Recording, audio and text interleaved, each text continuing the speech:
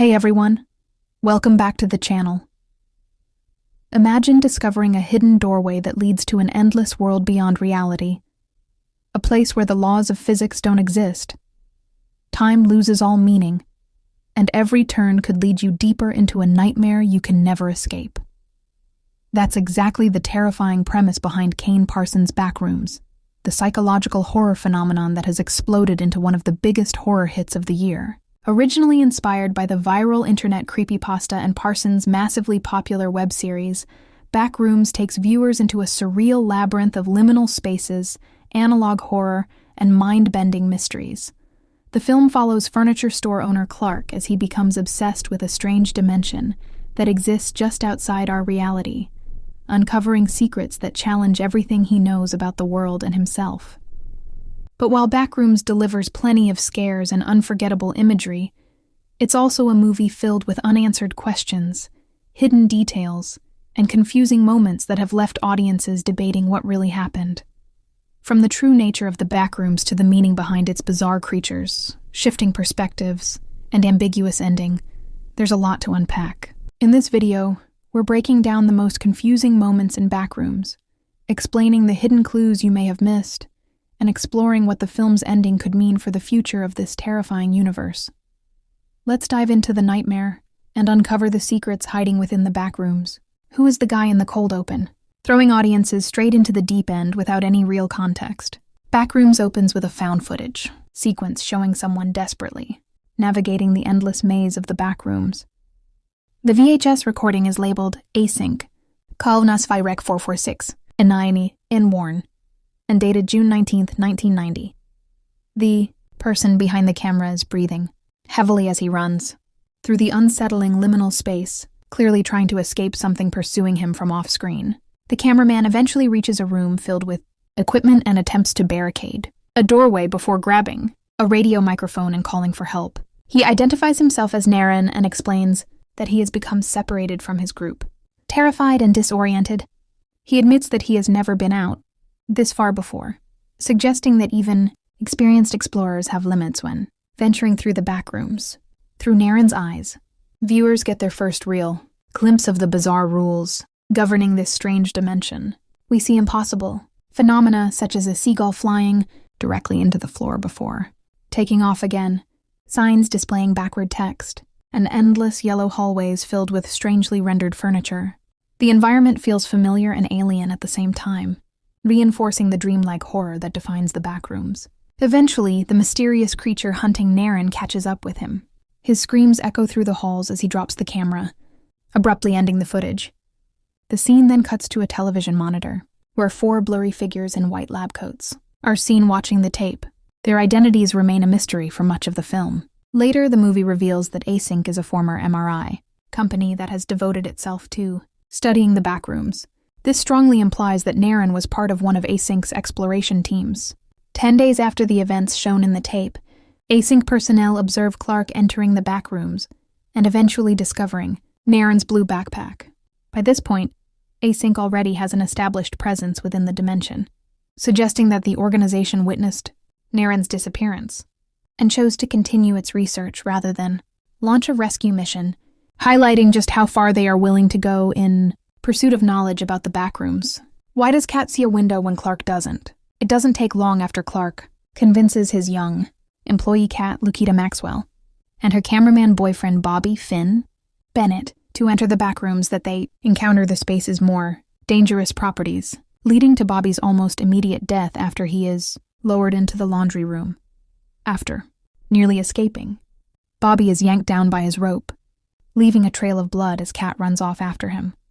Clark follows behind, making his way through a series of rooms like the terrifying Christmas room until he finds himself in the last of a series of pool rooms where he hears Kat but can't see her. A sobbing Kat begs him to please let her in.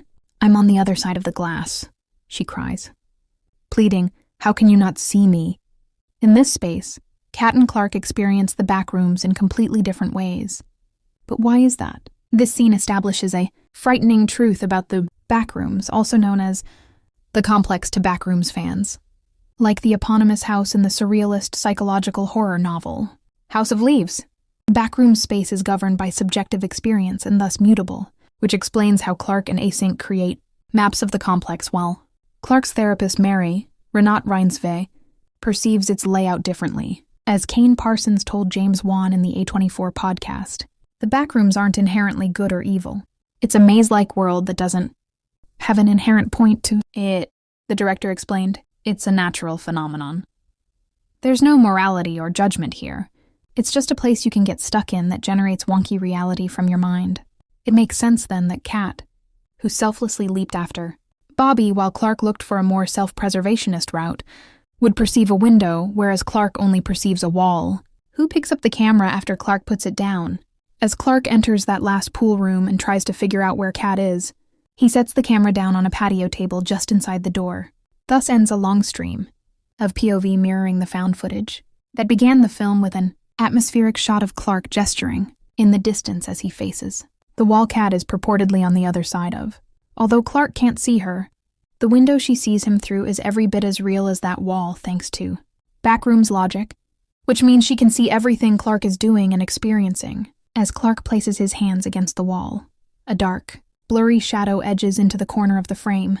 With the sound of shuffling, the camera view shifts at first and then begins to shake as if being handled by someone incompetent with a camera. As Kat cries out, "Clark! Behind you!" the camera cuts out, marking the film's POV shift to Mary. Beginning with a traumatic recollection from her childhood, what happens to Clark after the camera cuts is never fully explained. We only get a glimpse at Kat's ultimate fate in the kitchen dinner scene later in the film.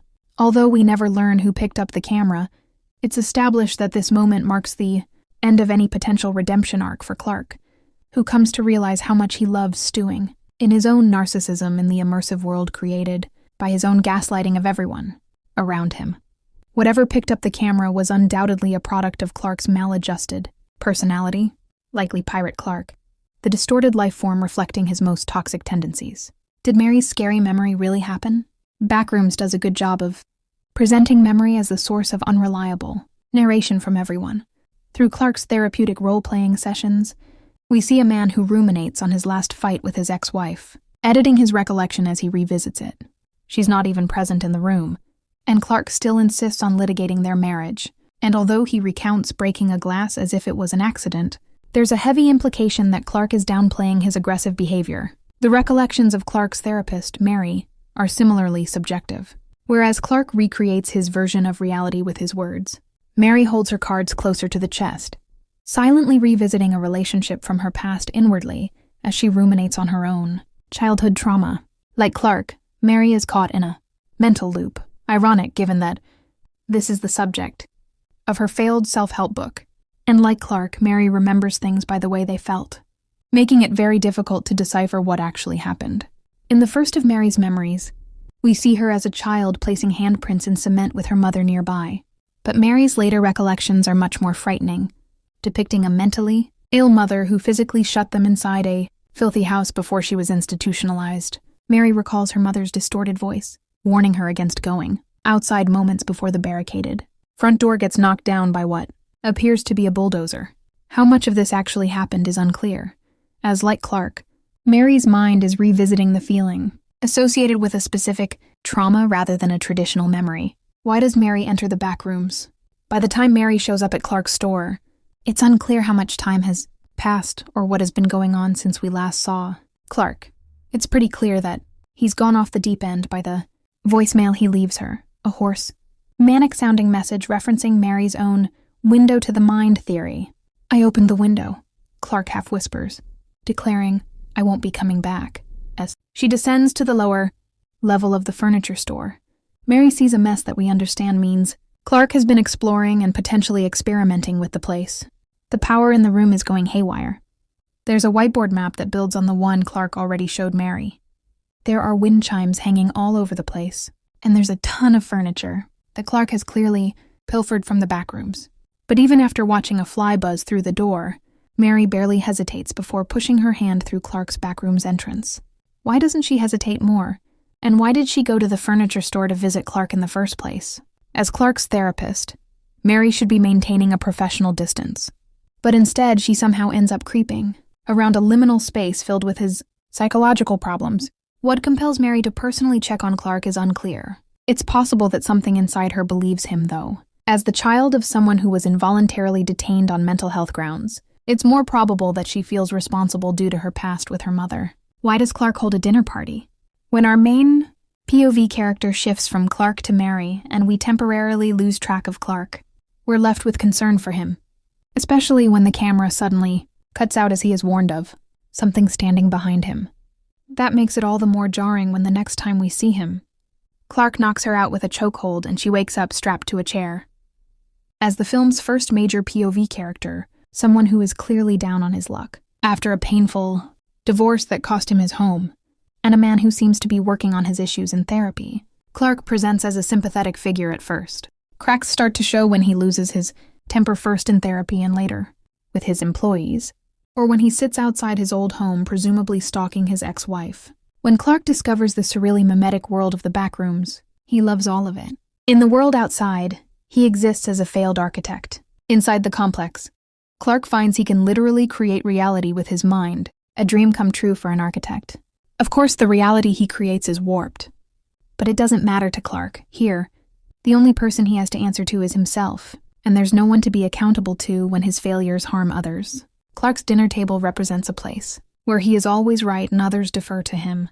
When Mary asks what she can do to help, Clark demands she tell her he didn't do anything wrong and that she was wrong about him, forcing her to recreate their therapeutic roleplay in a humiliation ritual. Who is the redhead still life? Mary isn't the only guest at Clark's dinner party. They're joined by three strange but silent figures, one standing in a corner, one seated at the table, and the other in an old-timey wheelchair on the opposite side of the room. Their appearances are disconcerting, if not downright frightening. They all have the wrong number of facial features in a way that feels very much like badly rendered AI, but it's their mannequin-like lack of movement and emotionless faces that make them truly chilling to look at. It's as if they are empty husks pretending to be human and failing at it, but not failing badly, enough to reassure us that they won't be able to pass for it someday. Unlike the monstrous pirate Clark and other malevolent byproducts of human consciousness lurking in the Backrooms, these creatures appear to be relatively harmless, even if they are nightmare fuel. Known as still lifes in Backrooms fandom, they seem to be quasi-living mimetic copies of existing humans from the real world. It seems that the female-appearing still life, a red-headed figure first seen in the Christmas room, may be a copy of Clark's wife. He repurposes her scalp as a wig for Mary to wear in their dinner-time roleplay session, and when Pirate Clark, who seems to be Clark's toxicity incarnate, appears, the redhead abruptly looks up as if suddenly awakened before running away screaming. Kat's death marks the point of no return for Clark. We never actually get to see what happens to Kat after the pool room fiasco. Her whereabouts remain a mystery until Clark reveals them in the dinner scene somewhere between tormenting Mary whining about himself and eating the burly six-eyed still life guy, which is apparently how he's been sustaining himself. Clark digs into the bearded still life's belly with his hands, scooping out chunks of flesh like pieces of cake and placing one on each person's plate, including the still life guy he took them from. He then walks to the fridge, casually throwing the door open before letting out the surprised "oh" of someone suddenly realizing they've forgotten to put away their leftovers. Clark swings the door wide open to reveal Kat's head sitting on a shelf inside. He then mutters to his alarmed therapist, now squirming desperately to get free, "That's my assistant manager. I tried to help her, but she just..." His voice trailing off with disinterest. Exactly how Kat's head got detached from her body and into that fridge is never explained. Even if we conclude that Pirate Clark killed her, a likely possibility since he was nearby when she died, there's no denying Clark saved her head, something confirmed by Mary's strong reaction. Whether he did this because he personally killed her, for cannibalistic reasons, or out of some misplaced performative sentimentalism, the head serves as a signpost that no matter how reasonable he might seem, Clark is a dangerous loose cannon who is capable of just about anything at this point. Why did Pirate Clark turn on Clark? As Clark holds Mary captive, tormenting her with his self-gratifying theatrics, their commotion summons Pirate Clark. But Pirate Clark isn't a tool to be weaponized. He's a Promethean monster with no sense of rules or morality. Pirate Clark picks up his creator in both hands, reflecting Clark's mural. As Clark gazes into the face of the creature spawned from him, he comes out with, "She says we don't need to change." Pirate Clark proceeds to bite into Clark's flesh, but why then? Speaking to Polygon, Kane Parsons suggested that Mary showing up burst the bubble that Clark had been living in since entering the Backrooms, reminding him that no matter where he is, his problems won't just simply vanish. I think it's very much showing that, for all the understanding he seems to state about this place, Clark, allowing himself to realize he's been deluding himself in some way, or realizing he has not found the peace he was searching for, breaks the stability of this little roleplay life he's been in. Pirate Clark knows that. Clark is putting words in Mary's mouth, and that, deep down, he's aware he can't go on the way he has been. What happened to Mary at the end? Mary passes out after being chased by Pirate Clark, though not before throwing the concrete handprint from her childhood. She's rescued after it breaks. So this can read as Mary finally letting go of her childhood trauma and being rewarded for that. However, whether or not she gains her freedom is up for debate. Mary ends up being interviewed by Async's Phil, Mark Duplass, about the Backrooms, which, as we soon see, has made a still-life copy of Mary. Will she be allowed to get on with her life after Async is done with her? And what is the meaning of the windows in the room she's interviewed in?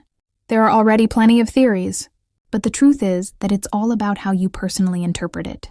The ending of Backrooms, which has no post-credits scene, contains some of the film's most confusing moments, and that's by design on the part of the creator. I have always felt disappointed when I hear someone I look up to tell me about their work. I don't really care for that too much, Kane Parsons told Esquire. I could tell you exactly what it means to me and what it was meant to be, but I don't want that information being out as fact.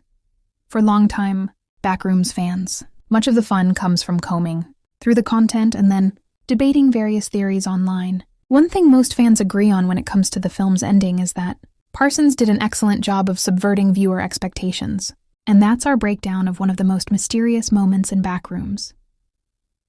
While the film answers a few questions about Naren, Async, and the strange world beyond reality, it also leaves us with even more mysteries to solve. Was Naren simply another victim of the Backrooms, or was there something more important about his disappearance? And just how much does Async really know about the horrors lurking inside those endless yellow hallways? What makes Backrooms so fascinating is that it never gives us all the answers. Instead, it leaves clues scattered throughout the film, encouraging viewers to piece together the mystery for themselves. Whether it's the strange behavior of the creatures, the impossible architecture, or Async's true intentions, there's still plenty left open to interpretation. But now I want to hear from you. What do you think happened to Naren? Do you believe Async could have saved him? And what was the creepiest moment in the movie for you? Let me know your theories down in the comments below. If you enjoyed this video, make sure to leave a like, subscribe to the channel, and turn on notifications so you never miss future horror breakdowns, ending explained videos, movie reviews, and hidden detail analyses. Thanks for watching, and remember, if you ever find a doorway that shouldn't exist, don't go through it. We'll see you in the next video.